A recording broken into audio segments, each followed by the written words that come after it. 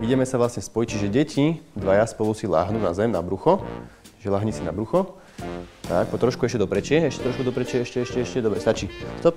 A teraz druhé dieťa si láhne zaňho a chytia sa spolu za členky. Nie za ponožky, ale za členky, čiže celou rukou objímeme členok toho dieťaťa, ktoré je pred ním. A teraz našou úlohou bude sa plaziť, ako užovka sa plazí, čiže dieťa číslo 1, to je hlava našeho hada, sa snaží rukami ťahať dopredu a teraz nohy, alebo teda chvost našeho hada, sa snažia tlačiť a posúvať sa to dieťa, ktoré je pred ním. A týmto nám vlastne vznikne takáto plaziaca sa užovka. A čím je tých detí viacej, tým je ten had dlhší a potom je to ťažšie, lebo vlastne spolu sa musia hýbať aj rukami, aj nohami. Druhá varianta užovky hladkej je, keď nebudeme mať miesto, kde sa môžeme plaziť na zemi, ale budeme stáť za sebou. Čiže dieťaťa chytí za ramena a budeme kráčať. Čiže Adrianka začne kráčať, ako teraz hlava našeho hada.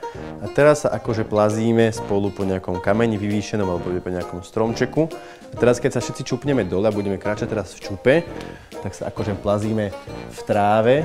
Tak sa plazíte v tráve, budete teraz kráčať, zase sa teraz postavíte hore a znova sa plazia deti na nejakom inom vyvýšenom mieste.